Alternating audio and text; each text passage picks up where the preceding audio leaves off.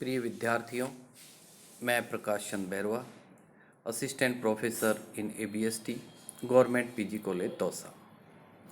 BCom part third ABST के paper first, auditing and management accounting. Auditing में हम आज चर्चा करेंगे अंकेक्षण के सिद्धांत, प्रक्रियाएं एवं प्रविधियां। तो सबसे पहले हम बात करेंगे अंकेक्षण सिद्धांत की। और अंकेक्षण सिद्धांत के संबंध में वेबस्टर के नए अंतर्राष्ट्रीय शब्दकोश के अनुसार वेबस्टर ने सिद्धांत का अर्थ बताया है एक आधारभूत सत्य, एक आधारभूत नियम, किसी क्रिया के संबंध में निर्धारित नियम। अंकेक्षण के सिद्धांतों को ऐसे आधारभूत सत्य कह सकते हैं जो अंकेक्षण के उद्देश्यों का बोध कराते हैं तथा उस तरीके का ज्ञान कराते हैं जिनके द्वारा इन उद्देश्यों की पूर्ति की जाती है। अंकेक्षण के सिद्धांत अभी इतने विकसित नहीं हो पाए हैं जितने कि लेखाकर्म के सिद्धांत। समय व्यवहार में परिवर्तन के साथ साथ इन सिद्धांतों का भी विकास होता रहता है। तो ये थे अंकेक्षण के सिद्धांत। अब हम बात करेंगे अंकेक्षण प्रक्रिया की। प्रक्रिया में वे समस्त कार्य आते हैं जो कि इस जांच के दौरान संपन्न किए जाते हैं। अंकेक्षण प्रक्रिया में वे समस्त कार्य सम्मिलित होते हैं जो कि अंकेक्षण सिद्धांत की वैधता को निर्धारित करने के लिए प्रयोग किए जाते हैं। अंकेक्षण मानदंडों के अनुसार अंकेक्षण क्रियाएं निश्चित की जाती हैं। कुछ विद्वान लेखक अंकेक्षण सिद्धांतों तथा मानदंडों में कोई अंतर नहीं समझते हैं। अब कुछ भी हो, अंकेक्षण प्रक्रियाओं के अंतर्गत वे समस्त कार्य आते हैं जो अंकेक्षण सिद्धांतों या स्तरों के अंतर्गत किसी जांच के संबंध में अपनाए जाते हैं। तो ये थी अंकेक्षण प्रक्रिया। अब हम बात करेंगे अंकेक्षण प्रविधि की। अंकेक्षण प्रविधि में उन उपायों को सम्मिलित करते हैं जिन्हें अंकेक्षक लेखा परीक्षण के लिए आवश्यक गवाही एविडेंस के लिए इकट्ठा करने में अपनाता है। अंकेक्षण प्रविधि स्वयं कोई व्यापारिक लेन देन के संबंध में गवाह नहीं होती है, इसके द्वारा तो गवाही प्राप्त की जाती है। दूसरे शब्दों में हम कहें तो कह सकते हैं कि अंकेक्षण प्रविधि के अंतर्गत वे सभी कार्य आते हैं जिन्हें अंकेक्षक गवाही और प्रमाणकों की सहायता से लेखा पुस्तकों में लिखे गए व्यवहारों की शुद्धता की जांच करने के लिए अपनाता है। अंकेक्षण प्रक्रिया प्रविधि में बहुत घनिष्ठ संबंध है। प्रत्येक अंकेक्षण के सिद्धांतों के आधार पर कार्य की एक योजना बनाई जाती है। योजना हमेशा अंकेक्षण मानदंडों या स्तरों के मुताबिक होनी चाहिए। उस योजना के अनुसार अंकेक्षण प्रक्रिया अपनाई जाती है और गवाही प्राप्त करने के लिए अंकेक्षण प्रविधियां लागू की जाती है। अंकेक्षण की प्रक्रियाओं में समय के अनुसार सुधार एवं परिवर्तन किया जाता रहता है ताकि वह अधिक कार्यकुशल एवं प्रभावी बन सके। अंकेक्षण प्रक्रिया अपनाते समय जैसी भी परिस्थिति हो, अंकेक्षण प्रविधि को उसी परिस्थिति के अनुसार बना लेना चाहिए। उचित अंकेक्षण प्रविधियां अपनाने के कारण ही अंकेक्षण प्रक्रियाएं लेखों की शुद्धता का प्रमाण दे सकती हैं। अब अंकेक्षण प्रक्रिया प्रविधियों के हम उदाहरण देखें तो अंकेक्षण प्रविधियां निम्नलिखित होती हैं। कौन कौन सी होती हैं उन पे हम चर्चा करेंगे अंकेक्षण प्रविधियों में। तो अंकेक्षण प्रविधियों में पहली प्रविधि है भौतिक परीक्षण। अंकेक्षण मूर्त संपत्तियों की भौतिक परीक्षा करता है। भौतिक परीक्षा के अंतर्गत संपत्ति की पहचान, उसकी गणना तथा उसकी गुणवत्ता की जांच इसमें सम्मिलित होती है भौतिक परीक्षण में। दूसरा है पुष्टिकरण। कुछ व्यवहारों के संबंध में अंकेक्षक संबंध प्रमाण पत्र प्राप्त करते हैं, जैसे बैंक से प्रमाण पत्र प्राप्त करना और किसी लेन देन से उसके शेष की पुष्टि करना आदि, इसको पुष्टिकरण कहते हैं। तो ये अंकेक्षण प्रविधि का दूसरा उदाहरण था।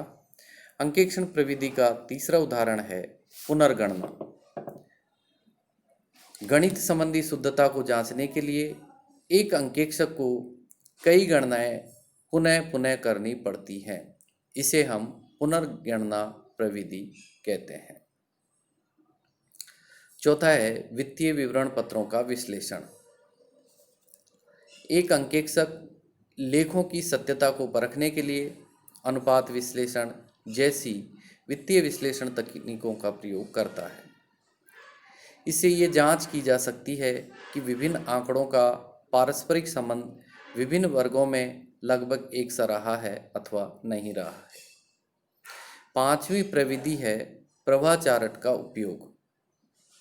किसी प्रणाली की प्रभावशीलता का उपयोग करने के लिए एक अंकेक्षक प्रवाह चार्ट का उपयोग भी कर सकता है। और छठी प्रविधि है मूल प्रपत्रों की जांच तथा रिकॉर्ड से मिलान करना। व्यापारिक व्यवहारों का प्राय आधार प्रमाण होते हैं, अतः अंकेक्षक इनके आधार पर लेखों की सत्यता की जांच करता है। इसके लिए मूल प्रपत्रों की जांच करने के लिए पिछले रिकॉर्ड से उसका मिलान करता है। और सातवां है बही खाते में प्रक्रिया को दोहराना। बही खाते की प्रारंभिक लेखे की पुस्तकों से खाता बही में खतौनी करते समय अथवा तलपट बनाते समय हुई किसी भी अशुद्धि की तलाश करने के लिए बही खाते की उन प्रक्रियाओं को दोहराना पड़ेगा जो पहले की जा चुकी है। तो दोहराव करके भी अशुद्धियों को या गलतियों को पकड़ा जा सकता है, उनमें सुधार किया जा सकता है। आठवीं प्रविधि है क्रमानुसार जांच करना। एक क्रम के आगे क्रमानुसार जांच करना कहलाता है।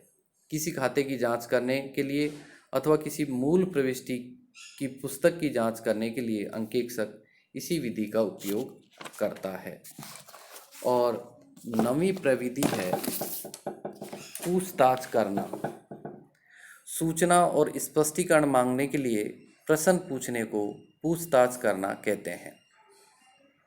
इस कार्य के लिए कभी कभी अंकेक्षक प्रश्नावली भी तैयार करता है, जैसे आंतरिक नियंत्रण की जांच करने के लिए। और 10वां है सहायक रिकॉर्ड की जांच करना। कुछ व्यवहारों की जांच करने के लिए अंकेक्षक को सहायक लेखों की जांच करनी पड़ती है। निर्मित माल खाता बही की जांच इसका एक ऐसा उदाहरण हो सकता है। और 11वां है संबंधित सूचना से किसी मद का सहसंबंध बिठाना। लेखाकर्म के दोहरा लेखा सिद्धांत के अंतर्गत दो मदों में सहसंबंध पाए जाने की बहुत प्रवृत्ति पाई जाती है। उदाहरण के लिए यदि बट्टा खाते आयोजन में वृद्धि हो रही है तो बट्टे खाते में वृद्धि होना भी स्वाभाविक है। यदि ऋण की रकमों में वृद्धि हो रही है तो ब्याज खर्च खाते में भी वृद्धि हो रही होगी। इन दोनों मदों का सहसंबंध बिठाकर जांच की जा सकती है। सिद्धांत प्रक्रिया प्रविधि में यदि अंतर की बात करें हम, तो हम देखते हैं कि एक उदाहरण उधार बिक्री। उधार बिक्री से संबंधित व्यवहारों का अंकेक्षण करते समय अंकेक्षक को यह सिद्धांत ध्यान में रखना होगा कि आर्थिक वर्ष से संबंधित समस्त बिक्री को रेवन्यूगत आय में शामिल किया जावे। उक्त सिद्धांत को ध्यान में रखते हुए अंकेक्षक ये निश्चय करेगा कि उधार बिक्री के व्यवहारों के अंकेक्षण करने के लिए क्या प्रक्रिया अपनाए। इस प्रक्रिया को निर्धारित करने के लिए अंकेक्षक को प्रत्येक व्यवहार से संबंधित लेखा प्रक्रिया एवं उसके प्रमाण में क्या क्या प्रमाण प्रस्तुत किए जा सकते हैं, इसका विशद ज्ञान होना अनिवार्य होता है। उधार बिक्री में व्यवहारों की अंकेक्षण प्रक्रिया निर्धारित करते समय एक अंकेक्षक ये निश्चित कर सकता है कि विक्रय आदेश, बीजक, माल भेजने संबंधी रिकॉर्ड तथा लेखा पुस्तकों में की गई प्रविष्टियों की जांच भी कर ली जावे। अंकेक्षण प्रक्रिया का निर्धारण करने के बाद अंकेक्षक ये निश्चित करेगा कि विक्रय आदेश, बीजक एवं अन्य प्रमाणकों की जांच करते समय वे किस किस प्रविधि का सहारा ले, ताकि उधार बिक्री से संबंधित समस्त व्यवहारों की कुशल एवं पूर्ण जांच हो सके।